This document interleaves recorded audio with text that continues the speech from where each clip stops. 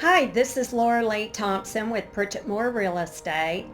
Thanks for tuning in to my first time homebuyers video series about how much money you need in order to buy a house. So this video specifically talks about closing costs, and closing costs can vary lender by lender. What that means to you is in shopping for a lender, you also want to look at potential closing costs, and those closing costs, they change associated with what type of loan you're getting. So this is a conversation you need to have with your lender, and they will provide you with a list of estimated costs. And that's what we work with when we're going around looking for a home.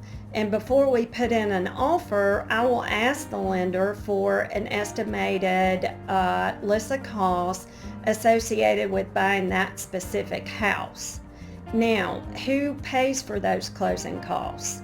Well, as a buyer, you need to be prepared for all of the closing costs coming out of your pocket. Now, will the seller pay some of it?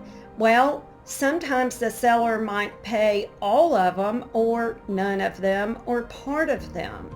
So that's why I say you as the buyer need to be ready to pay for all of them. And closing costs are divided in different categories. There are the costs associated with the loan. Once again, that can only come from your lender. The other costs are called prepaids. What are prepaids? Well, they're your home insurance and property taxes. And typically, you put 1 year of insurance costs into escrow and 2 months of property taxes. And as far as your insurance costs go, of course, you're going to check around and get various quotes. And then they'll give you what the annual fee is, and that is the amount of money that will go into escrow. The property taxes, I can give you an estimate of those taxes based on last year's tax records that are documented in the courthouse. So those are going to vary. It's not going to be an exact number, but it's definitely going to give you a ballpark figure. And then we divide that figure by 12 months, and that's where we come up with what the 2 months of property taxes are. Once again, you get the loan estimate from your lender, and then 3 days before we close, they will provide you with a closing disclosure, and they will disclose the exact cost of the loan. So when they give you an estimate, it's just that, it's an estimate.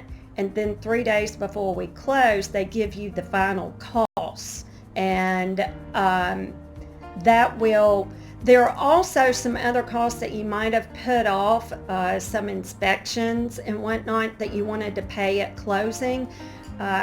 Once again, a lot of people pay those inspectors directly and don't wait till closing, and some inspectors won't wait until closing.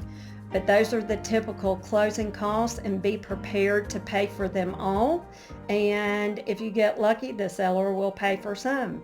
Once again, that's what you use your real estate agent for, as a negotiator, to help you negotiate those points in the contract.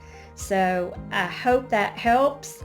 And thanks for tuning in to this series. And if you missed my other videos, I did one on earnest money, on appraisals and down payments, inspections. So look at those, because those costs are associated, those associated costs are in those videos.